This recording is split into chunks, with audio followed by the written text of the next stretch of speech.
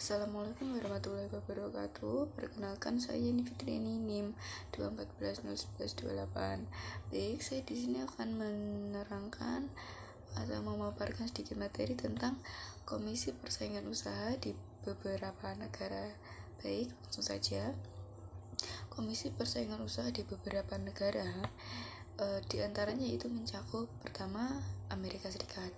Jadi pada tahun 1980, atas inisiatif Senator John Sherman dari Partai Republik Kongres Amerika Serikat mengesahkan undang-undang dengan judul Act to Protect Trade and Commerce Against Unlawful, Restraint and Monopolize, atau dikenal dengan Sherman Act, disesuaikan dengan nama si penggagasnya. Lalu di kemudian hari muncullah serangkaian undang-undang yang digunakan sebagai perubahan dari undang-undang sebelumnya, atau dikenal kelompok aturan perundang-undang tersebut diberi nama dengan antitrust law, yang mana pada awalnya aturan tersebut ditujukan untuk mencegah pengelompokan kekuatan industri-industri raksasa. Jadi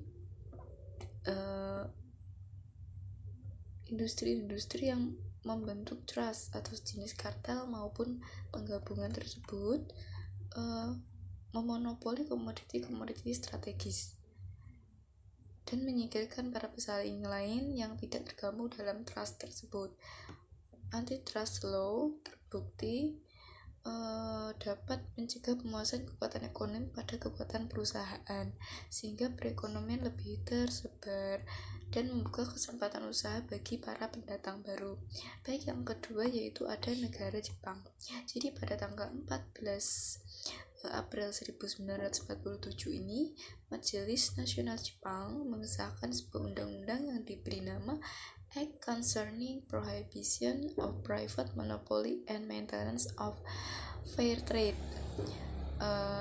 atau nama lengkapnya yaitu Shiteki Dokusen no Kinshi Oyubiku Shitorihiki no Kakuho ni Kansuru Horitsu, atau yang lebih disingkat dengan nama Dokusen Kinshiho.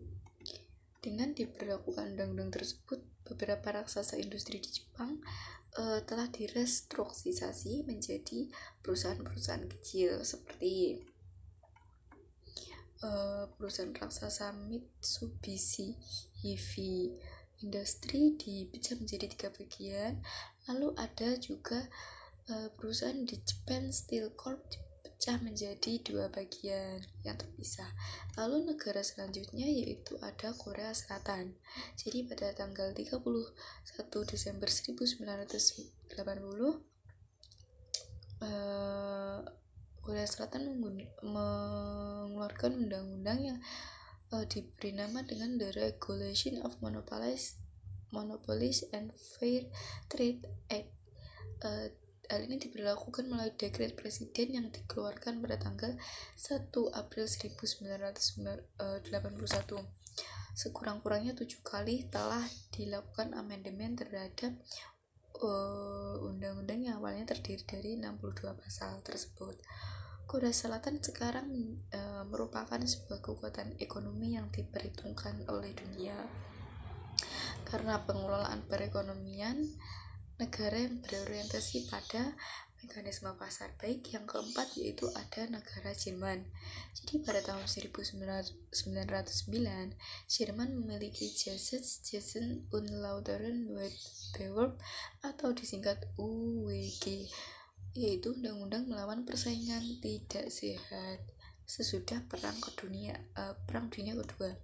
Terpecahnya Jerman menjadi 2 bagian yaitu Jerman Barat dan Jerman Timur memengaruhi aturan hukum di persaingan usaha, yang mana Jerman Timur ini lebih cenderung kepada negara komunis atau tidak memerlukan aturan hukum seperti ini. Lalu untuk Jerman Barat sendiri, Jerman Barat masih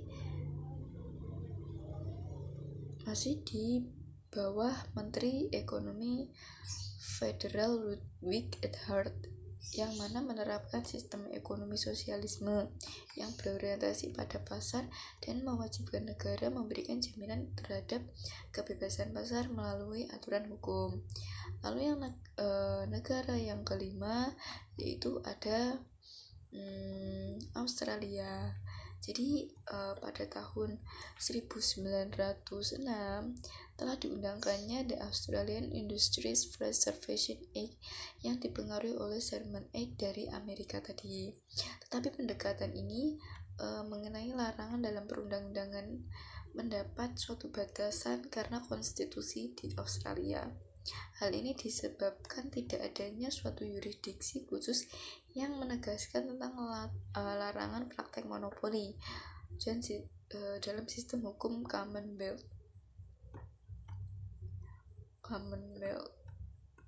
Lalu negara selanjutnya yaitu ada